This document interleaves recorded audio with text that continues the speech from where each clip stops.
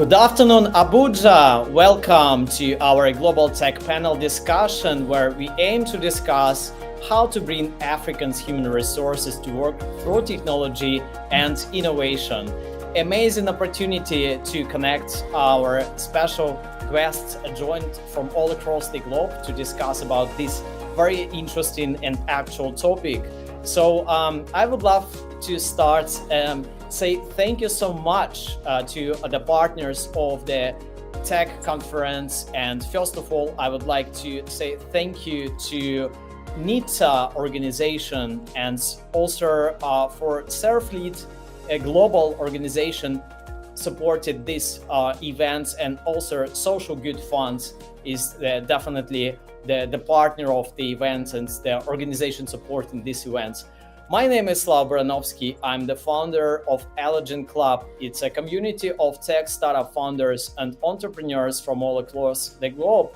So now I would like to introduce our special guests and experts. Please, if I can start with our first person, and I would love to start with the Gayatri. Gayatri, good afternoon. So please, if you can introduce yourself. Good afternoon.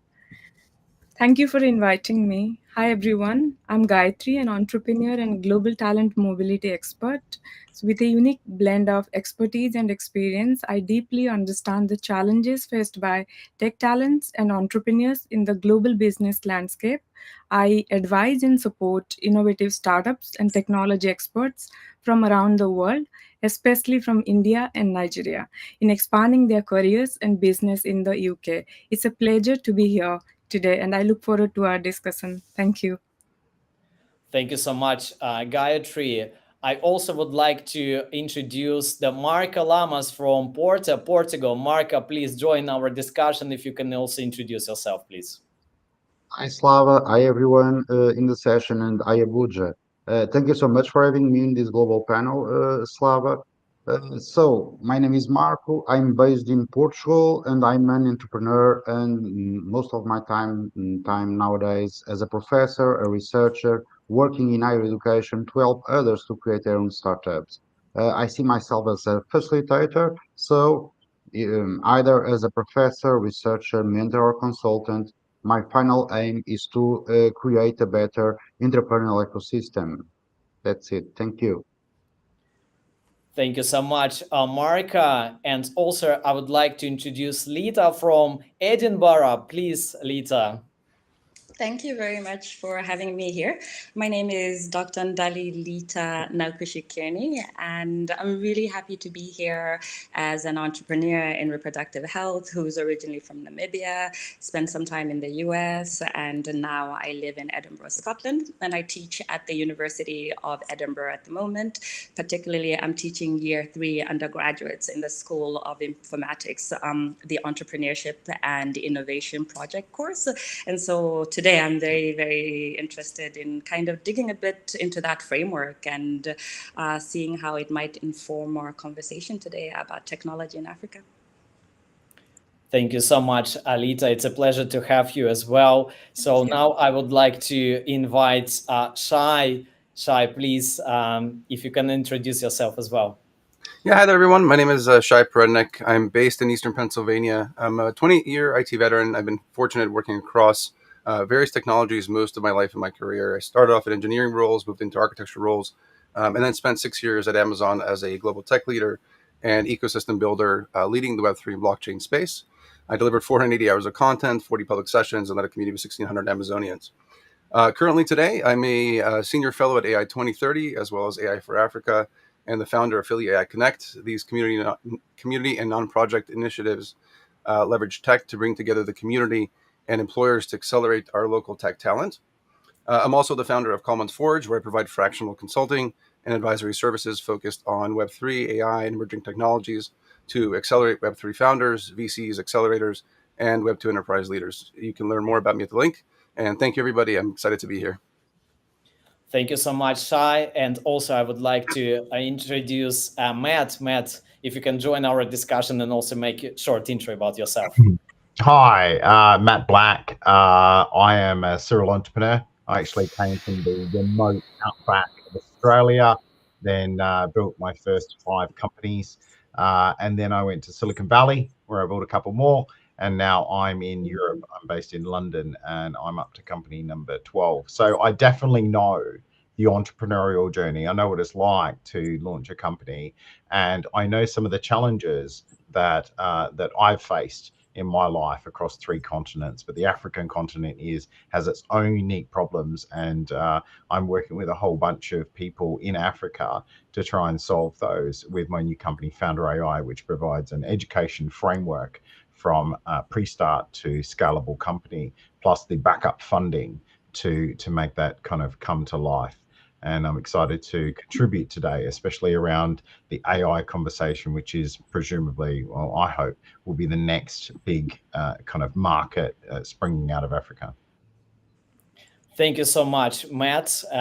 Thank you for joining our conversation. And I would like to make just a kind of the short brief. We aim to discuss today the perspectives from kind of the practices outside of African continents, what can be done in order to bring Africans' human resources into the technology and innovation. So I would like to ask our panelists, what do you think can be done, and any ideas we may maybe come up as a directions, and maybe some examples what actually can be taken from some your practices, and maybe some examples you have in mind. So I would love to ask Gayatri if you can maybe start sharing your insights on that question.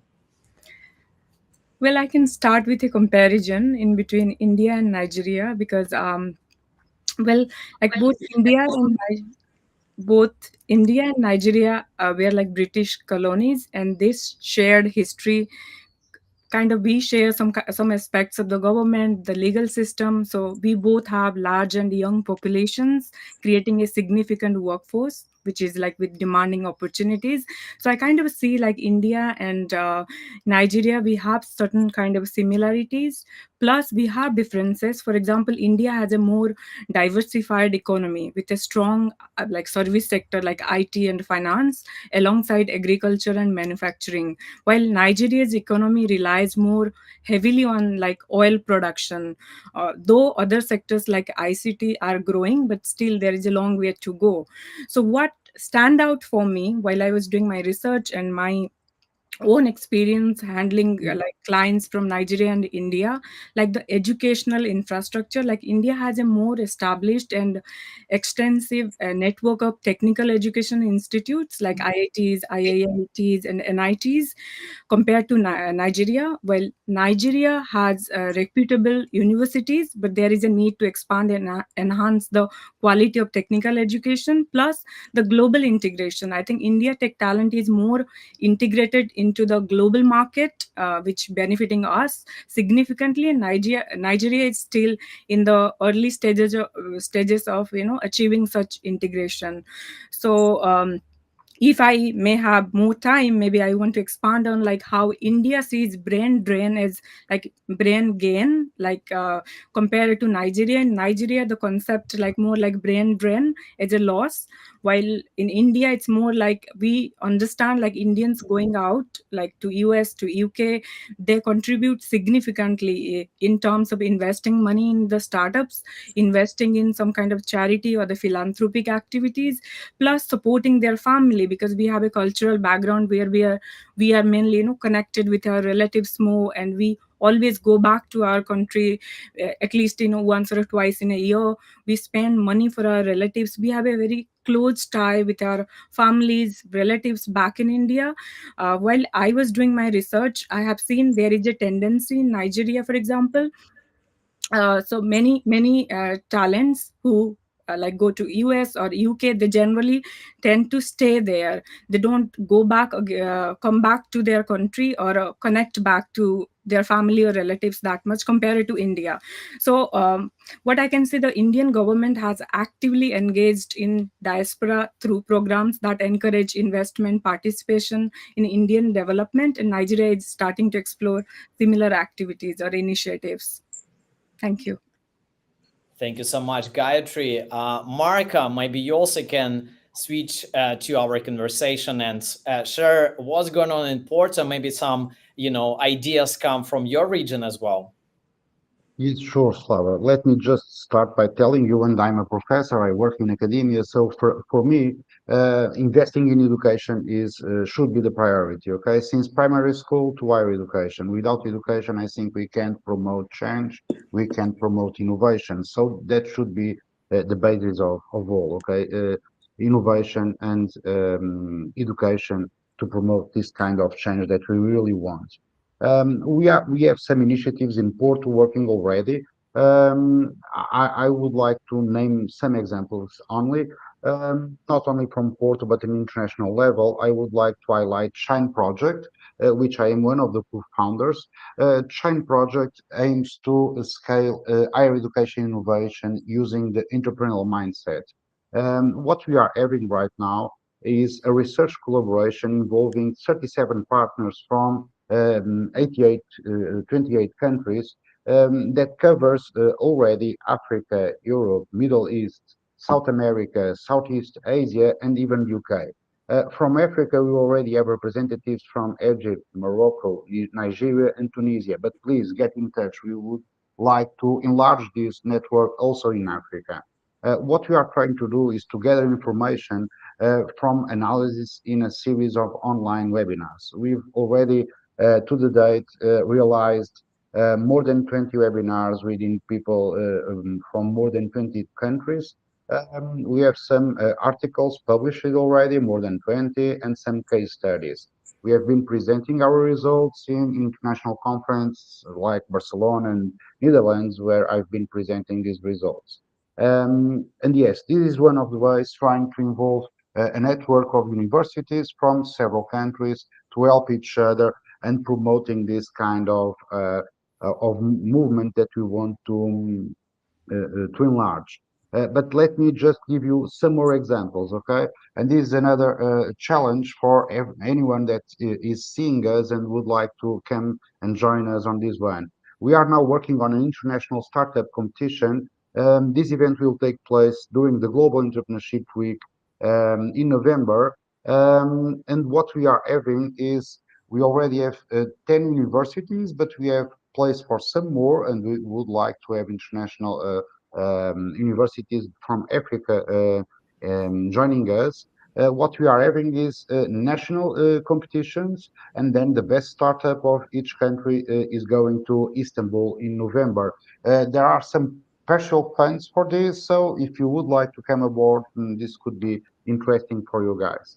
And just to name some more, because I know we don't have too much time, we are already working at Isla Polytechnic University on a bid for an Erasmus funded program on benchmark universities with entrepreneurship programs regarding their curriculums, their skill developments, graduates with their own business, and we are working on this for October, so we still have time to have someone more on board. And the last one, we are already organizing some international incubator challenge at Isla Polytechnic. Our first edition was on March, and we will have two editions per year. We started the first one with a partner from the Netherlands, Avans Universities, but what we want is to have at least three universities in each edition. So I think this way where we can have people sharing their experience, what they've been achieving, and helping people mainly entrepreneurs to have access to grant access to mentors, to investors, to other entrepreneurs from other countries. It's really very important for them. And we are already, it's the last one, having some masters at ISLA on master courses on management, human resources management, and IT with only with students from Tunisia. This is our first experience. We are on the second year of these courses, and we will have more next year. So yes, once again, I think networks, partnerships, and knowledge, experience sharing will make the difference to promote innovation in African countries. Thank you so much, Marika, and thank you for inviting universities and organizations to participate in the projects you already deliver. I would like to also ask Lita to share maybe your insights from the academia and maybe your examples of what can be done to foster the Africans' human resources into tech and innovation. Sure, thank you very much. So just listening to Marco and Gayatri, there were, some really interesting insights, right? So Gayatri, you talked about, the relationship between, Nigeria and India and their history with Britain, and anybody who has encountered me in terms of a class. I'm a big fan of Professor Amartya Sen, who wrote the book Development is Freedom, which won the Nobel Prize, who's Indian, and who won the Nobel Prize in 1998. And he has this notion of the capabilities framework, the idea that the purpose of development should be to enhance the life of an individual so that they live a life that they have reason to value. And that value is really, really important, particularly when it comes to technology. And so in my course this semester, where I was teaching year 3 undergraduates, at the School of Informatics at the University of Edinburgh, I had 60 students in a course called the Entrepreneurship and Innovation Project, and they were in 14 different teams. And their challenge was using the capabilities framework by Amartya Sen. They needed to use a holographic device. They needed to develop and design, build the software and the hardware of a holographic device using the resources available to them at the University of Edinburgh, which are a lot. The School of Informatics students at the University of Edinburgh. Imagine kind of a James Bond scenario where they have somebody who's in the tech expert in a lab, and then who comes and gets all this amazing stuff. So they have so many resources in comparison to, let's say, your typical African university. And that was amazing to me. And so as somebody who grew up in Namibia and who has made this journey in terms of, trying to understand how can I improve my own intellect in order to make the world a better place, I was constantly reminding them that, like, you are very, very lucky. You have a lot of resources available, right? And so when I'm coming here in terms of value and talking about what can be done to foster human resources to work through technology and innovation, African human resources. And I think that it's important to recognize that technology exposure starts at birth, right? So just being born in Edinburgh, being born in London, immediately what you have exposure to, in the first few years kind of defines your relationship in terms of technology.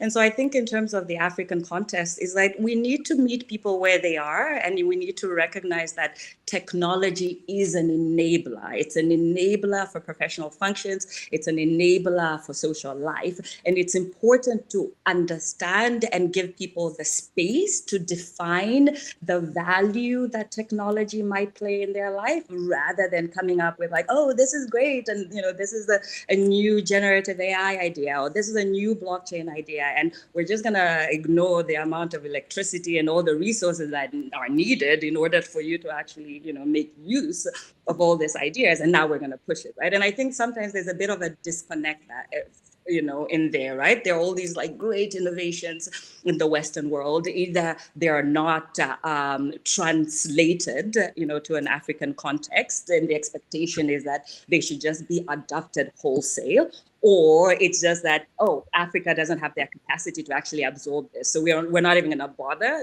educating them. So I think there needs to be, this like larger conversation that every engagement needs to start with meeting people with where they are. You know what it is that you need to offer, and then what is the middle ground in terms of how to make technology work at a local level. So that's what I would say, being like, how do we define purpose, both at an individual level, but also at a local level? And how do we at an international level, collaborate together and understand, the difference in resources, and ensure that there's a clear synergy in terms of what the sort of Western world needs to offer and wants to offer, and actually its usability within an African context.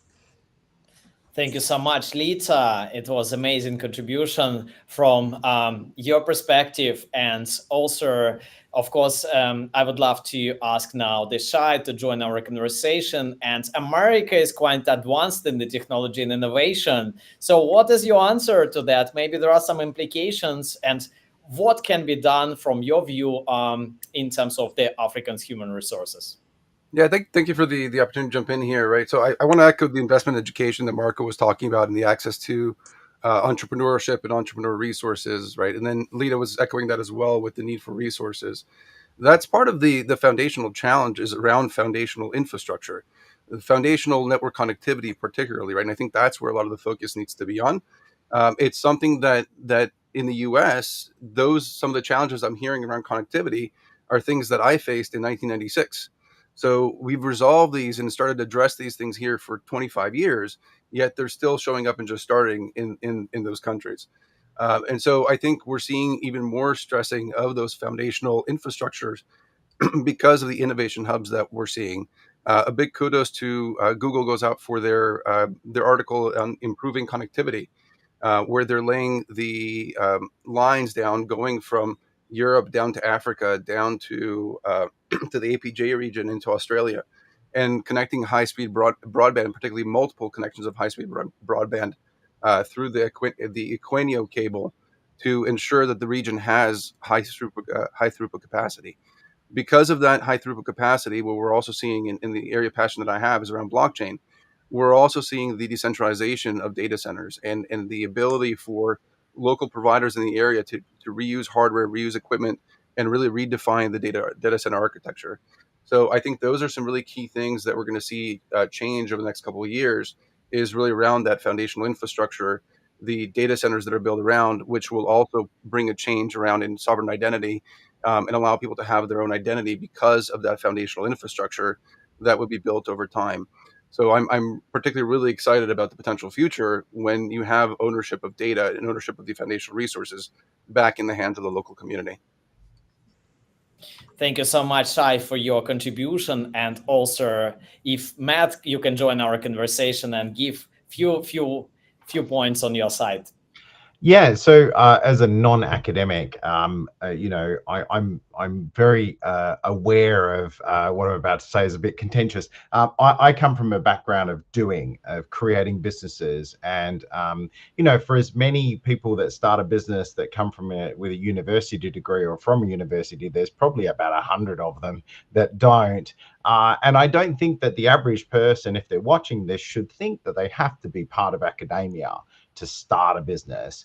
I'm really glad Shai brought up the idea of connectivity and the infrastructure required, because today, with the evolution of globalization, online programs, training, I can mentor people, and I do, in different parts of the world, and enable them to grow just as much as the people in Silicon Valley or here in London, Silicon Roundabout. Opportunity is becoming more and more available to people all around the world. The access to education, the access to what to do next, the access to funding. I don't think funding is an issue at all in Nigeria, especially. They got number 2 ranked in Africa, I think, fairly recently as far as their funding compared to any other country in the region. So, there's no excuses basically for people to be able to get out there and make their own kind of business work for them. And this kind of idea of being able to harness the power of the workforce of the community of people in Africa, it starts with firstly, I can do it. You can absolutely have a business that's online. You can have a business that's global. You can absolutely do that.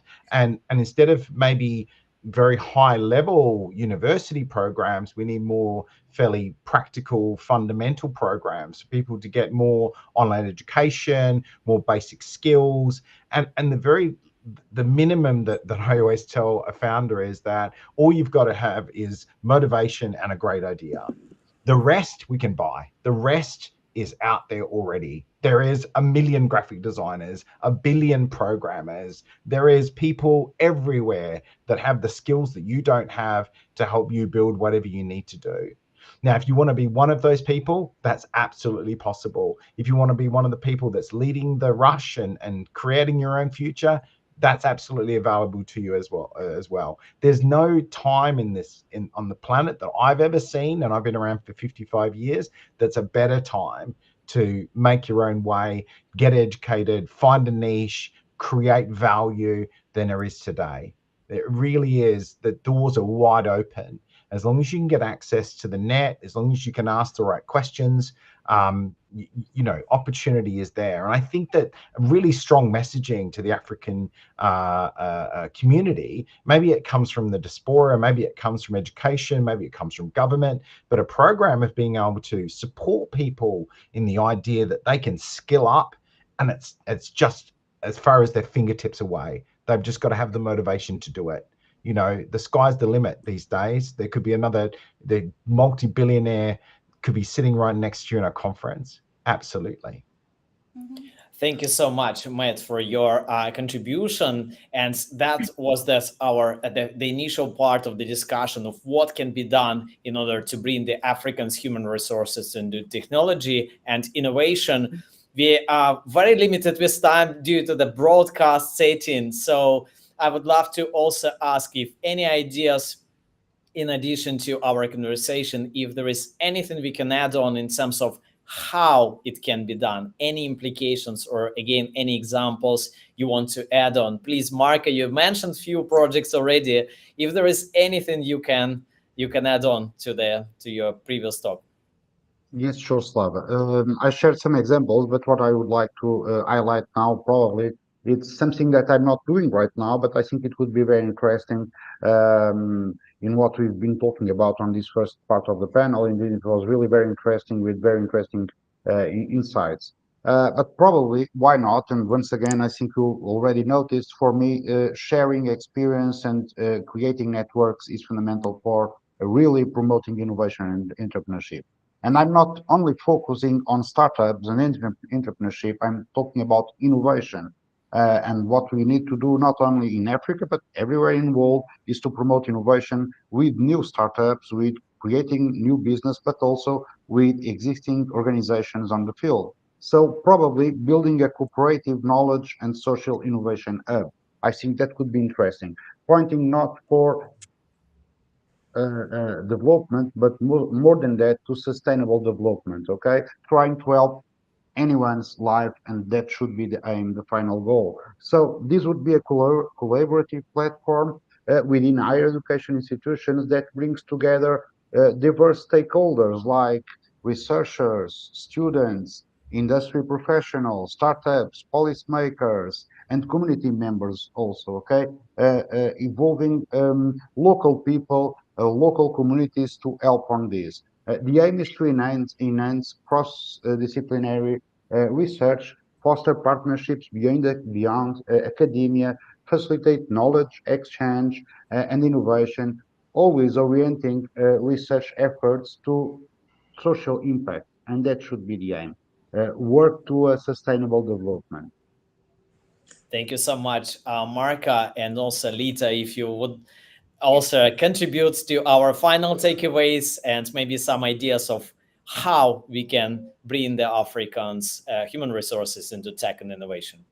Sure. And I'd actually really like to tap into what Matt was saying earlier, right? The importance of upskilling. And I think upskilling ties to, my earlier point on, meeting people where they are. And Matt is right. Like, we live in this current environment where, anybody has access to knowledge, right? And it's about how then do we structure that knowledge so that people can actually get the insights that they need to get. And so in developing developing my course, the Entrepreneurship and Innovation project, I was really specific. I needed to, you have to have limits, right? There's so much in terms of technology. There's so much in terms of artificial intelligence, right? And so you need to be specific, being like, if I'm targeting young people who, let's say, are just graduating as lawyers, right?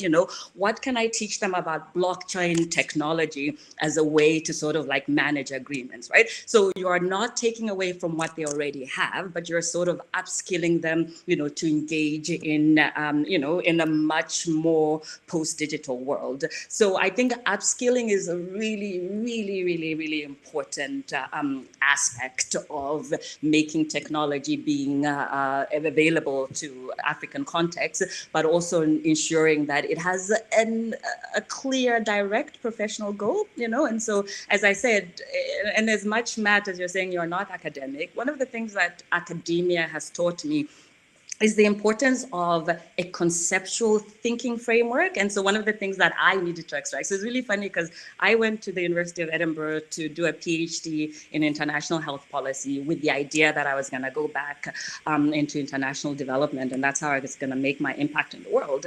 And then the University of Edinburgh had all these amazing resources which demonstrated to me that entrepreneurship can be learned. And so by the time that I graduated with my PhD, still focused on international development, I had raised my second round of private equity funding, and I had also become a Royal Society and Scottish Enterprise, Royal Society of Edinburgh and Scottish Enterprise Fellow, right? And so the biggest lesson that I have learned as an individual and as a thinker is that entrepreneurship can be learned, but it's important to have a clear framework, right? Whether it's from technology, a focus on technology, or it's a focus on anything else, in order to avoid becoming essentially schizophrenic, particularly in terms of technology, because there are so many resources and there are so many frameworks out there. It is important for us as people who are trying to make an impact to ensure we know what it is that we want to achieve in terms of the technology that we're seeking to educate about.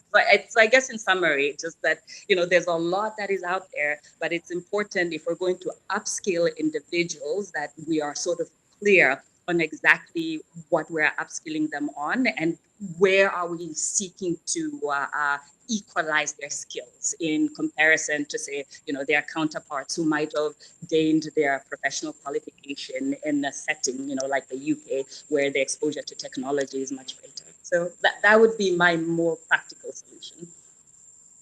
Thank you so much, Lita, for your amazing contributions to our discussion. And also, I would like to ask Shai for final takeaways or any practical ideas on how we can implement these efforts to bring Africa to tech and innovation. Yeah, thank you very much. So let's talk about some of the things that have been done that I think are really cool. To history, identity challenge, future building is really rooted in a strong identity system that's built out. In the US, we had the social security system built out in 1936. So we've had nearly 100 years of building a centralized identity system. Most places in the African continent don't have that. So that's one of the key things that needs to be started. Thankfully, there's already a couple companies already in that process with blockchain solutions. Sovereign is one, Flex ID. WorldCoin is one of the other ones that has a lot of sometimes negative and good press, depending on what you see about iris and personal identification. But there already is that process of developing an identity system, and essentially different nations. The other key enabler is around the education part. Marco talked about this at the beginning, but really enabling students to start owning their own education path, because that similarly, the centralized infrastructure around educational tracking and what you've done and what you've accomplished is not there.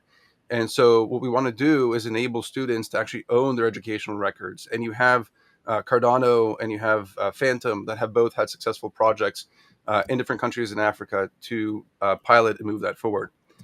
Once you have those two in place, the final one is the common lands, right? I want to give a shout out to that project because land rights and land management is really key and really important there. And combined with the Google AI project around building management and building placement with common lands, what is happening is the ability for land in Africa to be tokenized and be able to create a realistic tokenized property so that investment can come from around the world and drive further investment into the local region. So I think that's exciting, some of the innovations that we're seeing across these different projects and protocols, initiatives. And again, I think we're still in the early stages around decentralized identity, and we will see a lot more coming in 2025. Thank you. Thank you so much, Shai. And also, Matt, if you also can have very final takeaways and contributions to our discussion.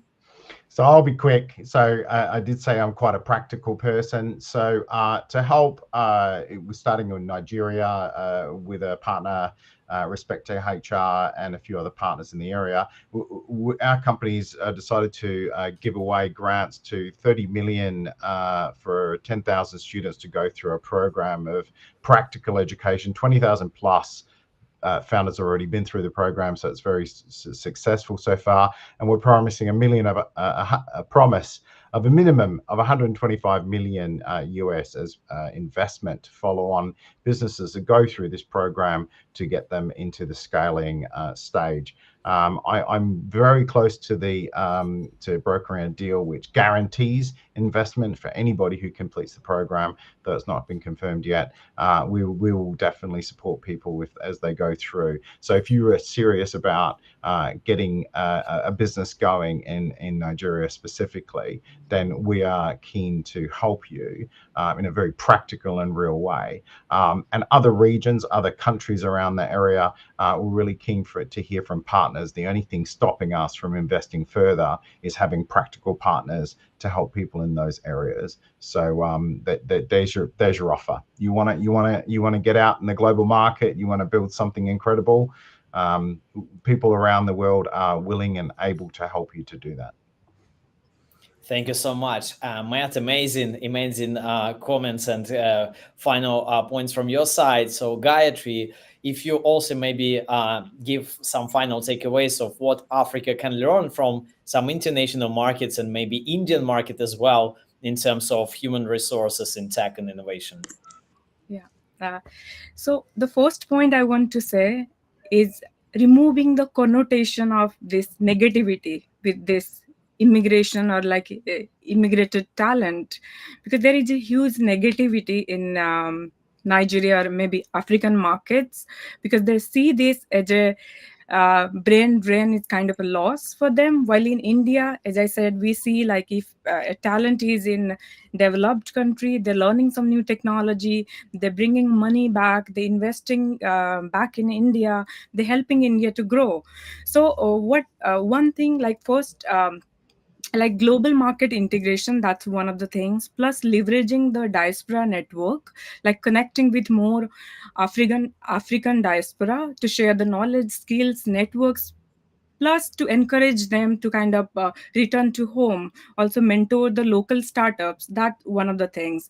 Plus African countries like Nigeria can learn from one of the, I would like to highlight one of the best practices in India, which is the Startup India campaign, where we are prioritizing the tech startups and encouraging startups to get the resources, access to funding, innovation hubs, and we are providing a blueprint which is similar for the African initiatives. Plus the case study of Bangalore, like India's Silicon Valley, is a prime example of successful government intervention, and through the special economy zones and the investments in infrastructure, the city transformed in itself into a global tech hub. So replicating this model in key African cities like, let's say, Lagos in Nigeria could create similar success stories. Thank you. Thank you so much, Gayatri. And I'm extremely pleased to have such a discussion for our Respectech conference, which is the broadcast panel discussion we had just now. And please do connect with our special experts who joined the panel. We had the QR codes, so you're more than welcome to connect. From my side, as the founder of Eligent Club community, we help entrepreneurs to succeed locally and globally, and we connect entrepreneurs with international opportunities, whether it's a knowledge, mentorship, capital opportunities, and many more. So please, in case you're interested to step into the technology, build your own tech business, welcome to connect with Eligent Club. And definitely, as previous contributions been mentioned, we are more than happy to support early stage tech entrepreneurs, professionals to succeed on their journeys.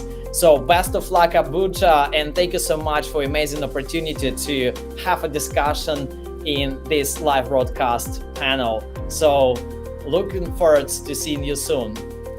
Thank you.